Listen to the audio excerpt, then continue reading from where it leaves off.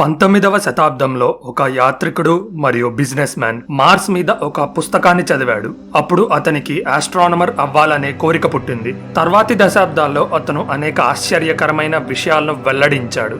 Mars మీద జీవం ఉందని, వారిని మార్షియన్స్ అంటారని, వారు నిజంగా ఉన్నారనే ఆధారాలు తన దగ్గర ఉన్నాయని అతను ప్రపంచానికి చెప్పాడు. అతని పేరు పెర్సీ లోవెల్. అప్పటికే ఆస్ట్రానమర్లు మార్స్ మీద కెనాల్స్ లాంటి లైన్స్ ను కనిపెట్టారు. చనిపోతున్న ఒక నాగరికత మార్స్ యొక్క పోలార్ ఐస్ క్యాప్స్ నుండి నీరును రప్పించడానికి నిర్మించిన నీటి కెనాల్సే ఈ గీతలని లోవెల్ వాదించాడు. మార్స్ మీదున్న ఈ గీతల్ని చూడడానికి అతని ఆస్తి మొత్తాన్ని అమ్మి లోవెల్ ఒక అబ్జర్వేటరీ టెలిస్కోప్ నిర్మించాడు.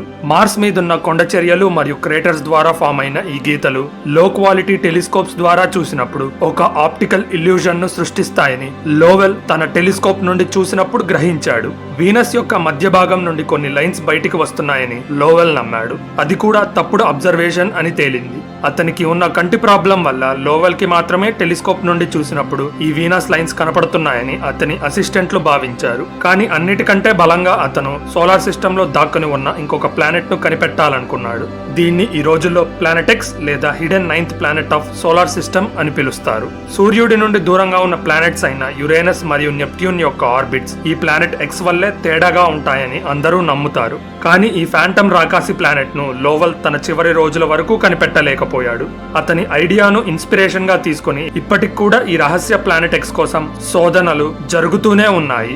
లోవెల్ చనిపోయే ముందు ప్లానెట్ ఎక్స్ ను కనుక్కున్న వారికి $1 మిలియన్ బహుమతిగా ఇస్తానని తన వీలునామాలో పేర్కొన్నాడు. అతను చనిపోయిన 14 సంవత్సరాల తర్వాత 18 ఫిబ్రవరి 1930న ఒక యువ ఆస్ట్రానమర్ స్టార్స్ తో నిండిన ఆకాశం యొక్క 2 ఫోటోలను చూశాడు. అందులో ఒక చిన్న మచ్చను ఆస్ట్రానమర్ గమనించాడు. అదొక చిన్న ప్రపంచం, అదే ప్లూటో. కానీ అదే ఈ రహస్యమైన ప్లానెట్ ఎక్స్ అని అతను భావించాడు. కొంత సమయం తర్వాత లోవెల్ వెతికే ప్లానెట్ ఎక్స్ ఇది కాదు అని సైంటిస్టులు సందేహపడసాగారు. నెప్ట్యూన్ మరియు యురేనస్ లను అవి ఉండాల్సిన ఆర్బిట్స్ నుండి లాగగలిగేంత పెద్దగా అయితే ఈ ప్లానెట్ లేదు.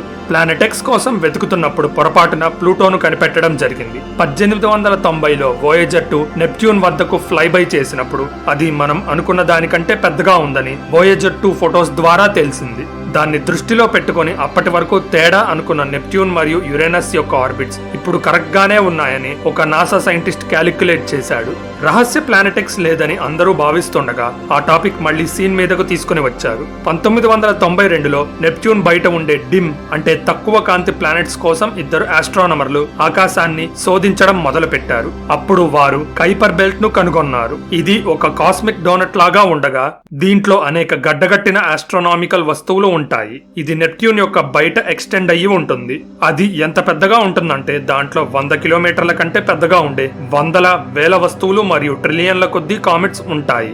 సోలార్ సిస్టమ్ బయట ఉన్న అతిపెద్ద ఆస్ట్రోనామికల్ వస్తువు ప్లూటో మాత్రమే కాదు అని సైంటిస్టులు సందేహపడి అసలు ప్లూటో ఒక ప్లానెట్టేనా అని ప్రశ్నించసాగారు. హలో ఫ్రెండ్స్, మీరింకా ఇలాంటి ఇంట్రెస్టింగ్ వీడియోస్ చూడాలంటే ఛానల్ సబ్స్క్రైబ్ బటన్ నొక్కి బెల్ ఐకాన్ క్లిక్ చేయండి. ప్లూటో కంటే 40% పెద్దగా ఉన్న సెడ్నా అనే వస్తువును, ప్లూటో సగం సైజ్ లో ఉండే ఇంకో వస్తువు, ప్లూటో సైజ్ లో ఉండే ఎరీస్ అనే ఆస్ట్రోనామికల్ వస్తువులను ఆస్ట్రానమర్లు గుర్తించారు. 2006లో ప్లూటో మరియు ఈ ఇతర ఆస్ట్రోనామికల్ వస్తువులను ఇంటర్నేషనల్ ఆస్ట్రోనామికల్ యూనియన్ డ్వార్ఫ్ అంటే మరగుజ్జు ప్లానెట్స్ గా కేటగరైజ్ చేసింది. ప్లూటో 9వ ప్లానెట్ గా తన సభ్యత్వాన్ని కోల్పోయింది. ఇలా దాక్కున్న ఇంకొక 9వ ప్లానెట్ వల్ల నెప్ట్యూన్ బయట ఉన్న కైపర్ బెల్ట్ లోని ఐసీ వస్తువులతో పోలిస్తే సూర్యుడి స్పిన్ యాక్సిస్ కూడా వంగి ఉందని సైంటిస్టులు భావిస్తున్నారు. అయితే ఈ 9వ ప్లానెట్ ఎక్స్ నిజంగా ఉందా? నెప్ట్యూన్ బయట ఉండి సూర్యుడిని ఆర్బిట్ చేసే చిన్న ఐసీ బాడీస్ అన్నిటినీ కలిపి కైపర్ బెల్ట్ అంటాము. ఇది 30 ఆస్ట్రోనామికల్ యూనిట్ల దూరం వరకు ఎక్స్టెండ్ అయి ఉంటుంది. ఒక ఆస్ట్రోనామికల్ యూనిట్ అంటే సూర్యుడు మరియు భూమి మధ్య దూరం. కైపర్ బెల్ట్ లో ఉండే ఈ వస్తువుల్ని కైపర్ బెల్ట్ ఆబ్జెక్ట్స్ కేబీఓల్ అని అంటాం. మీ ఇంటి గార్డెన్ లో ఉండే రాళ్ల నుండి 2000 కిలోమీటర్ల మందం ఉన్న అతి పెద్ద వస్తువులు ఈ కైపర్ బెల్ట్ లో ఉంటాయి. మన సోలార్ సిస్టమ్ లోని ప్లానెట్స్ ఫామ్ అయ్యేటప్పుడు వదిలివేయబడిన వస్తువుల మొత్తం ఈ కైపర్ బెల్ట్ గా ఫామ్ అయ్యాయి. మార్స్ మరియు జూపిటర్ మధ్యలో ఉండే ఆస్ట్రాయిడ్ బెల్ట్ లాగా ఇది ఉంటుంది.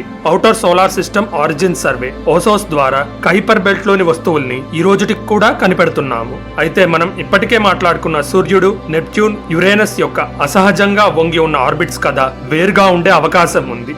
ఈ కైపర్ బెల్ట్ ఆబ్జెక్ట్స్ కు కూడా ఇలానే అసహజ టిల్టెడ్ మరియు ఎలిప్టికల్ ఆర్బిట్లు కలిగి ఉండటాన్ని సైంటిస్టులు గమనించారు. మ్యాథమెటికల్ క్యాలిక్యులేషన్స్ మరియు కంప్యూటర్ సిమ్యులేషన్స్ ద్వారా నెప్ట్యూన్ గ్రహం అనేది ఫస్ట్ లో సూర్యుడికి ఇంకొన్ని ఆస్ట్రోనామికల్ యూనిట్స్ దగ్గరగా ఫామ్ అయ్యి తరువాత ఇప్పుడు మనకి కనిపిస్తున్న ప్రెజెంట్ పొజిషన్ లోకి వచ్చినప్పుడు మాత్రమే కైపర్ బెల్ట్ లో ఉన్న ఆబ్జెక్ట్స్ ఇంత వింత ఆర్బిట్స్ కలిగి ఉంటాయంట. నెప్ట్యూన్ అనేది సోలార్ సిస్టమ్ లో కొంచెం వెనక్కి జరగటం వల్ల ఇలా కైపర్ బెల్ట్ లో ఉన్న వస్తువులు వాటి ఆర్బిట్లను డ్రాస్టిక్ గా మార్చుకున్నాయి. కానీ నెప్ట్యూన్ కు 10 ఆస్ట్రోనామికల్ యూనిట్స్ దూరంలో ఉన్న కొన్ని కైపర్ బెల్ట్ ఆబ్జెక్ట్స్ లో మాత్రం ఈ ఆర్బిట్ తేడాలు ఉండవు. ప్లానెటెక్స్ ముందనే దానికి ఈ వింత ఆర్బిట్స్ ఒక బలమైన ఆధారంగా మనం భావించవచ్చు.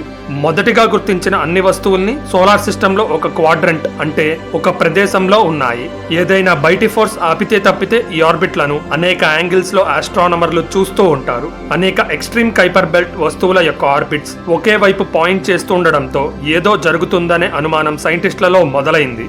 అతి దూరంగా ఉన్న ప్లానెట్స్ మాత్రమే ఇలా ఈ ఆబ్జెక్ట్స్ యొక్క ఆర్బిట్లను సోలార్ సిస్టమ్ యొక్క హద్దుల్లో ఉంచగలవని 2 వేర్వేరు వర్గాలకు చెందిన ఆస్ట్రానమర్లు వారి రీసెర్చ్ ద్వారా తేల్చారు. అప్పుడే ప్లానెటెక్స్ థియరీ పుట్టింది. భూమి కంటే 5 నుండి 10 రెట్లు పెద్దగా ఈ ప్లానెటెక్స్ ఉంటుందని, దాని ఆర్బిట్ 300 నుండి 700 ఆస్ట్రోనామికల్ యూనిట్లు ఉంటుందని థియరీలు చెప్తున్నాయి. ఈ ప్లానెటెక్స్ సోలార్ సిస్టమ్ లో అనేక చోట్ల ఉండొచ్చని చాలా సైంటిఫిక్ పేపర్లు చెప్పాయి. కానీ ఏ ఒక్కరూ దాన్ని ఇప్పటి వరకు కనిపెట్టలేకపోయారు. ఈ రోజుటికి కూడా మ్యాథమెటికల్ క్యాలిక్యులేషన్స్ తప్పితే మనకి డైరెక్ట్ విజువల్ ప్రూఫ్ అయితే ప్లానెటెక్స్ గురించి లేదు. కైపర్ బెల్ట్ ఆబ్జెక్టులను కనుక్కోవడానికి జాగ్రత్తగా ప్రణాళిక వేయాలి. అలానే ఖచ్చితమైన లెక్కలు మరియు ఖచ్చితమైన ఫాలో అప్ చేయాల్సిన అవసరం ఉంటుంది. ఒక బృందంలో ఉన్న 8 దేశాలకు చెందిన 40 ఆస్ట్రోనమర్లు కెనడా, ఫ్రాన్స్, హవాయి టెలిస్కోప్ ద్వారా 800 కొత్త కైపర్ బెల్ట్ ఆబ్జెక్టులను 5 సంవత్సరాల వ్యవధిలో కనిపెట్టి ట్రాక్ చేశారు.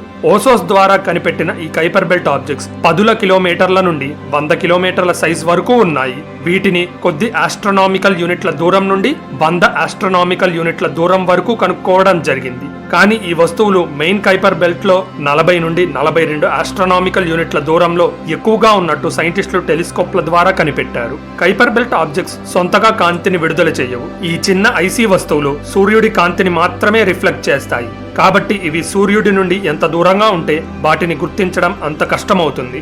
ఒక కైపర్ బెల్ట్ ఆబ్జెక్ట్ ను దాని ఒరిజినల్ పొజిషన్ నుండి 10 రెట్లు వెనక్కి జరిపితే అది 10,000 రెట్లు మసకగా మారుతుంది. ఈ లెక్కల కారణంగా Kuiper belt objects extreme elliptical orbits లో ఎక్కువగా అపోజీ అంటే దూరంగా గడుపుతాయి. కాబట్టి అవి పెరిజీ అంటే ఆర్బిట్ లో సూర్యుడికి దగ్గరగా ఉన్నప్పుడు మాత్రమే మనం వాటిని చూడగలము. అందువల్ల ఈ రోజుటికి కూడా ఇలాంటి ఎక్స్ట్రీమ్ ఎలిప్టికల్ ఆర్బిట్స్ లో తిరిగే కొన్ని కైపర్ బెల్ట్ ఆబ్జెక్టులను మాత్రమే మన ఆధునిక టెలిస్కోప్లతో కనిపెట్టగలిగాము.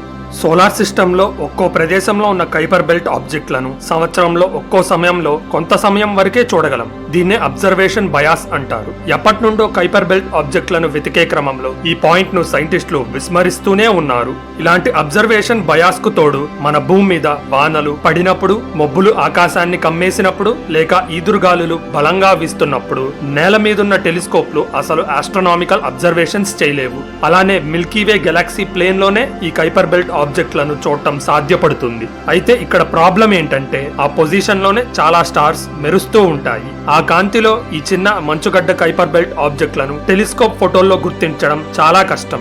కాబట్టి ఓసో శాస్త్రవేత్తలు ఇలాంటి బయాస్లను తొలగించి కంప్యూటర్ సిమ్యులేషన్స్ ద్వారా కైపర్ బెల్ట్ ఆబ్జెక్ట్ యొక్క నిజమైన షేప్స్ ను రీకన్స్ట్రక్ట్ చేస్తున్నారు. ఇలాంటి కైపర్ బెల్ట్ ఆబ్జెక్ట్స్ లో మన రహస్య ప్లానెటెక్స్ ఎక్కడో అక్కడ ఉండొచ్చు అని ఓసో శాస్త్రవేత్తలు భావిస్తున్నారు. వింత ఎలిప్టికల్ ఆర్బిట్స్ లో ఉన్న ప్రతి కైపర్ బెల్ట్ ఆబ్జెక్ట్ ను స్టడీ చేయగా మనకు తెలిసిన ఫిజికల్ ఎఫెక్ట్స్ ద్వారా 2 కైపర్ బెల్ట్ ఆబ్జెక్టులను తప్పితే అన్నిటినీ ఎక్స్ప్లెయిన్ చేయొచ్చు. ప్లానెటెక్స్ ఉంది అనుకుని దాని గ్రావిటేషనల్ ఎఫెక్ట్స్ తో కొన్ని కంప్యూటర్ సిమ్యులేషన్స్ చేసిన ఓసో శాస్త్రవేత్తలు 2 కైపర్ బెల్ట్ ఆబ్జెక్టులను 40 నుండి 100 ఆస్ట్రోనామికల్ యూనిట్స్ దూరంలో ఆ సిమ్యులేషన్స్ లో గుర్తించారు. అయితే ఈ ప్లానెటెక్స్ ను డైరెక్ట్ గా చూసినప్పుడు మాత్రమే మనం అది నిజంగా ఉందని చెప్పగలం. ఈ వీడియోలో ఇన్ఫర్మేషన్ మీకు నచ్చినట్లయితే లైక్ చేయడం మర్చిపోకండి. అలానే ఇలాంటి ఇంట్రెస్టింగ్ వీడియోస్ కోసం ఛానల్ సబ్స్క్రైబ్ చేసుకొని బెల్ ఐకాన్ నొక్కండి. మీ సపోర్ట్ వల్లే ఈ ఛానల్ ముందుకు కదులుతుంది. So thank you for watching. This is your Phantom signing off. See you in the next one.